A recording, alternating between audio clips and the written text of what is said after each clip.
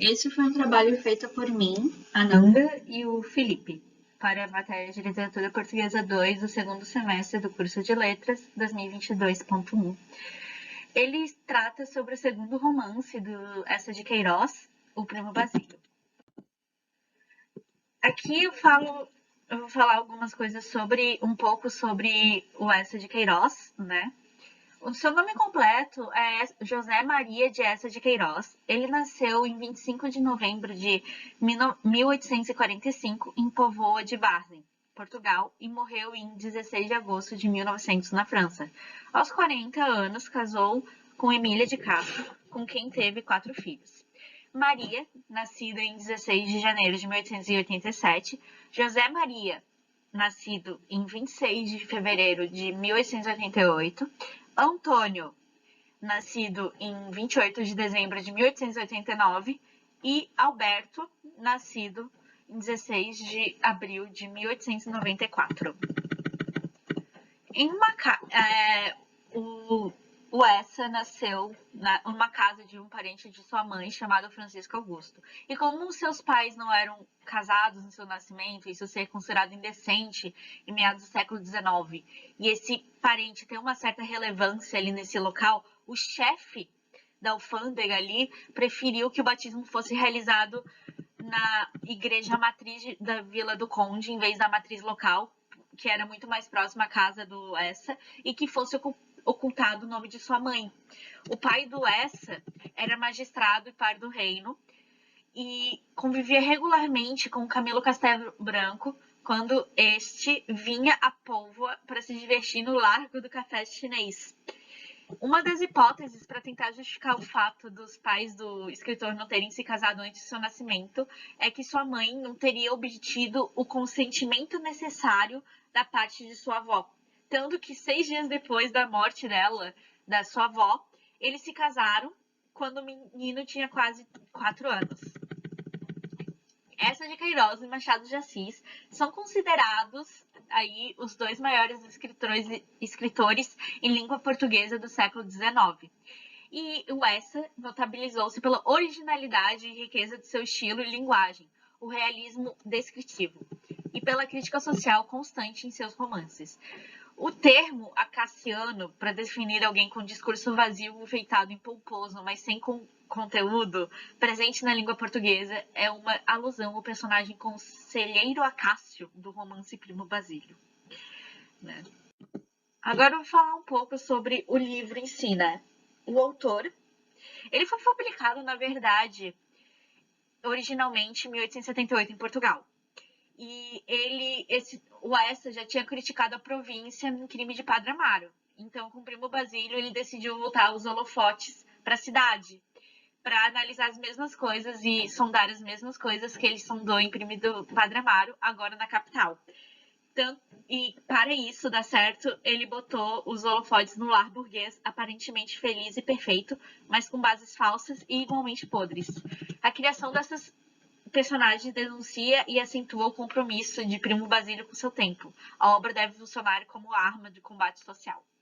A burguesia, que era a principal consumidora ali dos romances naquela época, ela deveria se identificar nele e encontrar ali os seus defeitos, né? Tipo, para todo mundo saber o que estava acontecendo, seus defeitos ali analisados objetivamente, para assim poder mudar o seu comportamento ou tentar, tipo, melhorar, né? E os personagens de Bruno de Basílio podem ser considerados protótipos da futilidade e da ociosidade presentes ali naquela época na sociedade portuguesa. E assim como o crime do Padre Amaro, o Primo Basílio foi recebido com entusiasmo pela crítica na época. Primeiramente, eu gostaria de fazer um resumo da obra, contar os acontecimentos gerais e depois entrar em alguns detalhes que são pertinentes, cruciais no desenvolvimento do romance. Logo no início, nos é apresentado um casal burguês do século XIX que vive em Lisboa, Portugal, e esse casal seria o padrão da família burguesa. Seria uma mulher que é dona de casa, né, que não trabalha, no caso é a Luísa, uma mulher jovem, tem ali seus 20 e poucos, 30 anos, e o esposo seria o Jorge. Ele é engenheiro de Minas, E eles se gostam, né? Além desse casal, na casa vivem duas empregadas. Uma é a Juliana, que vai ser talvez a personagem que mais se destaca na obra, porque ela é dotada de características muito densas e sórdidas, né? Porque a gente vai entender um pouquinho as razões dessa sordidez da Juliana, mas ela é uma personagem central no desenvolvimento da trama. Além da Juliana, existe uma outra empregada na casa, que é a Joana, que não é uma personagem que se destaca na obra, mas ela tem suas qualidades. Porém, ela vive mais à margem, assim, ela não toma o centro da narrativa.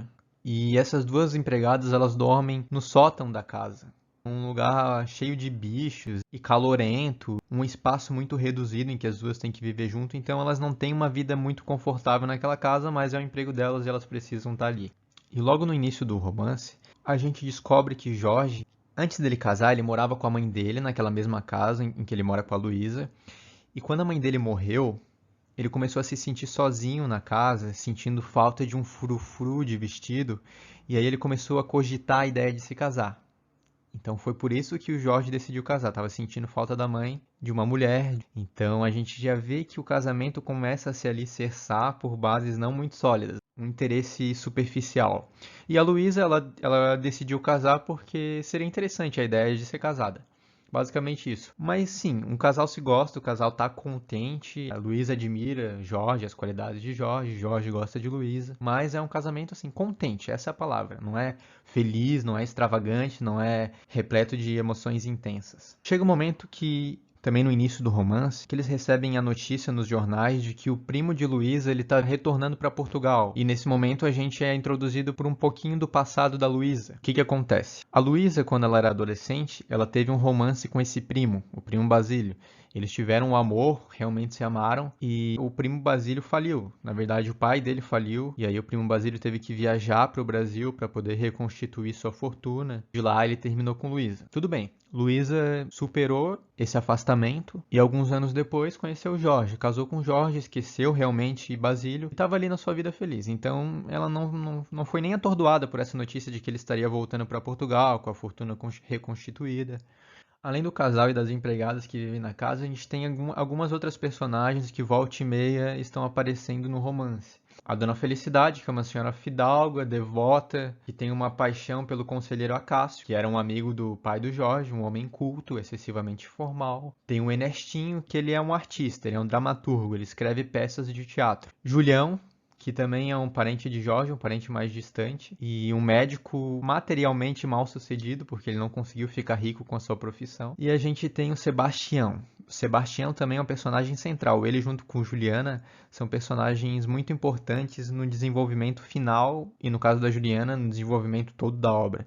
O que é interessante é que essa sociedade que vive em torno do casal, tem um momento que eles fazem uma confraternização ali na casa de Luísa, e é um momento em que eles conversam sobre as notícias, sobre política, toca piano, a Luísa mesmo toca piano. A Luísa, na verdade, ela é uma mulher que gosta de ler também, gosta de romances históricos, não é uma pessoa sentimental demais. E ali nesses encontros, eles comem, tomam um chá, conversam. E Ernestinho, num desses encontros, ele quer apresentar uma peça para o pessoal que está ali, uma peça que ele está escrevendo para ser apresentado no teatro. E o que é interessante é que no final dessa peça acontece um desfecho parecido com o que vai acontecer com Luísa e com Jorge. Ernestinho ele escreve que vai acontecer um adultério e aí ele está num dilema. Será que ele vai perdoar sua personagem? Ou será que o marido deve matar a mulher? E aí acontece alguns posicionamentos ali na casa de Luísa. Jorge é o que tem a opinião mais firme de que a mulher adulta deve morrer. O marido tem que matar a mulher que trai. É engraçado, né? Porque isso é o que vai acontecer com Jorge.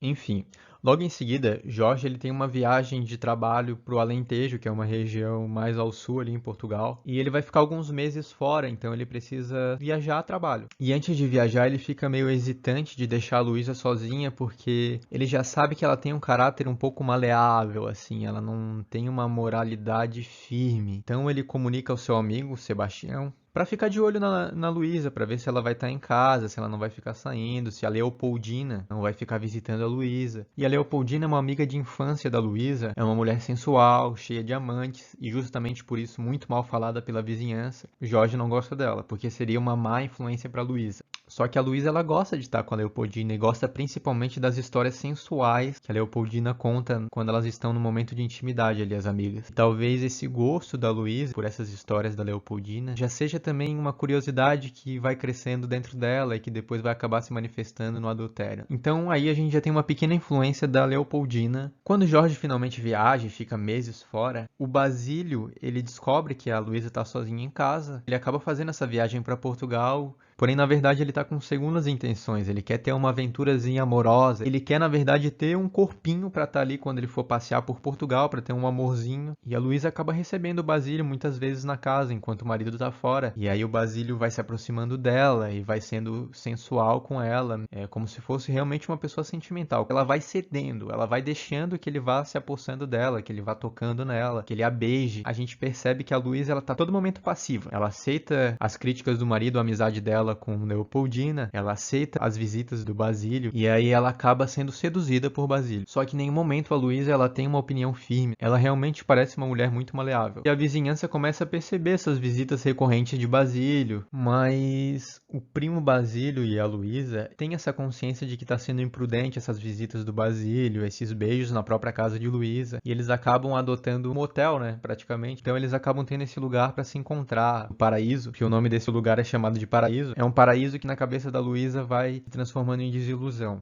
Bom, a Luísa, quando tá em casa, ela acaba escrevendo algumas cartas pro Basílio, e aí no momento de raiva, ela acaba jogando fora essas cartas. A empregada, a Juliana, ela acha essas cartas e ela guarda. A Juliana é uma empregada que viveu a vida toda como empregada, e ela sempre cogitou a ideia de sair daquela vida de exploração doméstica, de deixar de ser empregada. Então ela trabalhava com esse rancor dentro dela que ia crescendo, que ia fazendo com que ela fosse cada vez mais azeda. É uma mulher negra que não tinha um outro futuro senão trabalhar como empregada. Mas aí a Luísa acaba maltratando demais a Juliana e a Juliana explode e revela que ela tem posse daquelas cartas e que agora a Luísa teria que respeitar a Juliana. E agora a Juliana passa a dominar a Luísa. Ela que dormia no sótão da casa acaba conseguindo um quartinho melhor ali embaixo, acaba ganhando roupas da Luísa porque a Luísa tem medo que ela entregue essas cartas ao marido. Agora a gente vai vendo os papéis sendo invertidos. A Juliana acaba dominando a própria patroa e a Luísa vai se resignando porque ela não tem o que fazer. A solução que ela tenta encontrar é correr para Basílio, fugir como amantes e viver em um outro lugar, no estrangeiro,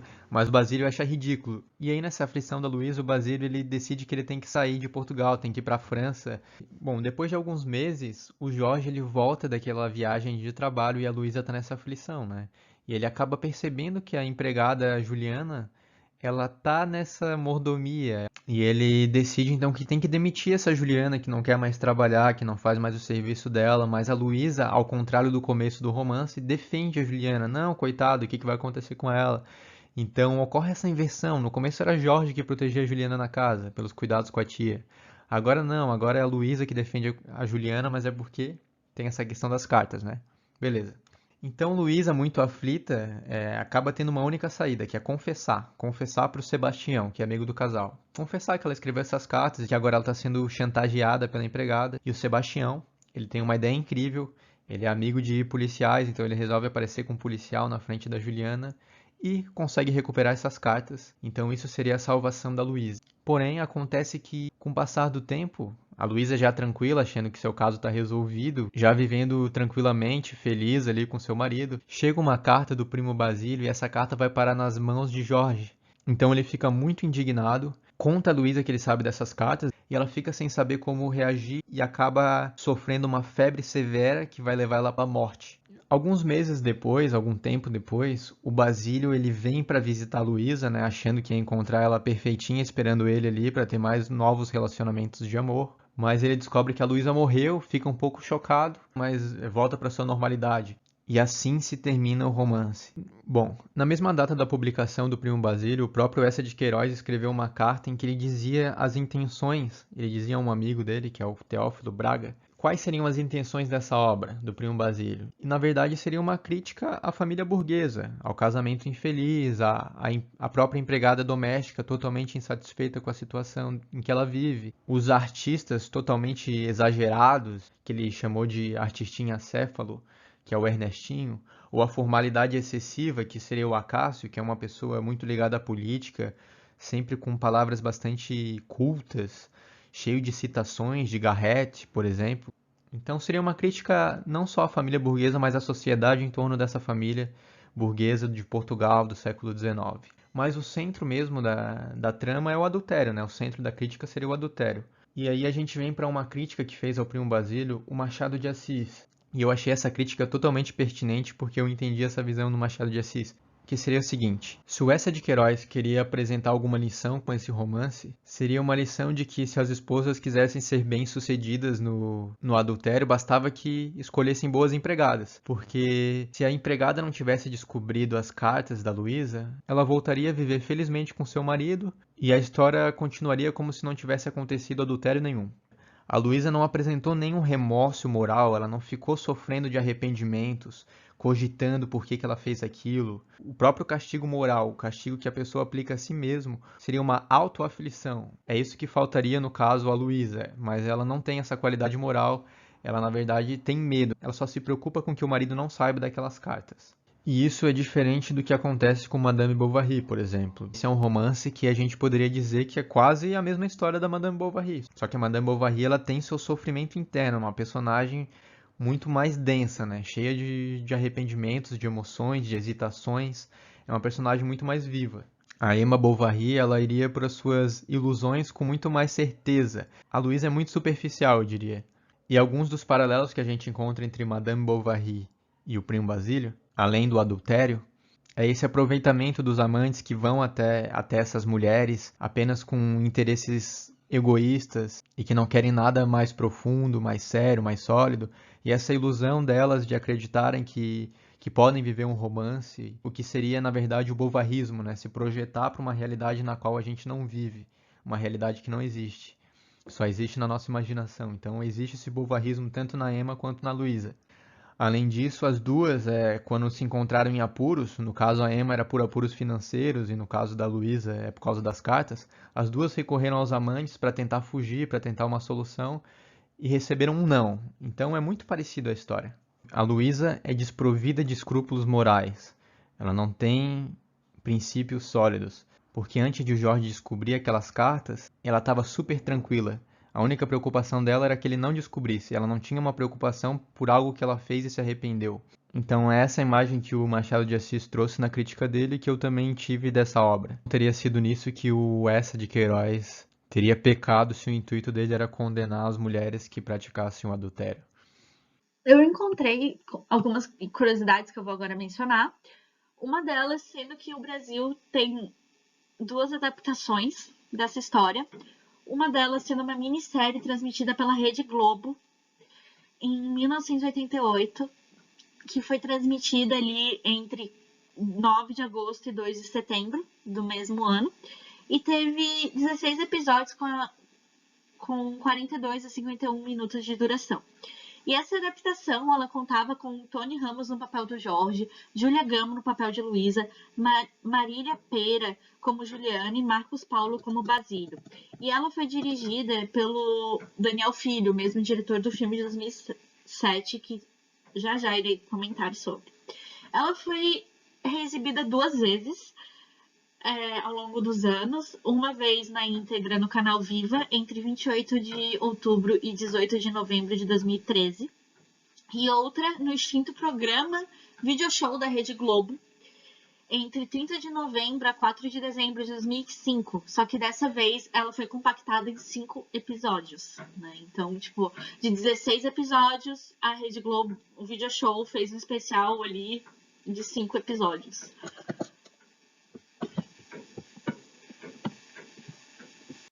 Como eu falei anteriormente, existe um filme brasileiro, né, de 2007. Porém, ela não é a única adaptação, já que existe vários países. Eu encontrei registros de uma adaptação de 35 mexicana, uma adaptação mexicana de 35, chamado El Primo Basílio, uma argentina lançada em 44 e 2 portuguesas, né, lançadas em 23 e 33 anos depois, em 3 de dezembro de 1959, respectivamente.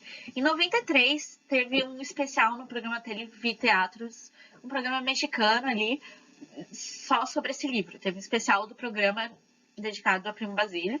E o filme brasileiro, né, ele foi lançado no dia 10 de agosto de 2007 e lançado comercialmente quase um ano depois, em 6 de março de 2008. Nesse filme, a história ela se passa no Brasil, mais especificamente em São Paulo, de 1958. E o Jorge ele está envolvido com a construção da capital Brasília e é chamado para lá a trabalho. E a Luísa reencontra o primo e fica encantada com todas as histórias sobre suas viagens pela Europa. E esse filme foi dirigido pelo mesmo diretor da minissérie de 88, Daniel Filho, como eu já tinha comentado lá atrás, né? E esse é o terceiro trabalho que o Daniel Filho faz com a Glória Pires, já que ela está no elenco, né? Esse filme brasileiro conta com a Glória Pires, como eu mencionei, Fábio Assunção, Reinaldo Giannichini, Débora Falabella, entre outros nomes, né? E esse é o terceiro trabalho que ele faz com a Glória Pires, sendo os outros anteriores, sendo A Partilha e Se Eu Fosse Você, né? E existe em 1960, teve um episódio especial no programa TV de Vanguarda brasileiro, né? O programa brasileiro TV de Vanguarda sobre Primo de Basílio também, né? E aqui estão as coisas que a gente se utilizou, né? As referências que nós utilizamos para fazer esse trabalho, né? Então, é isso.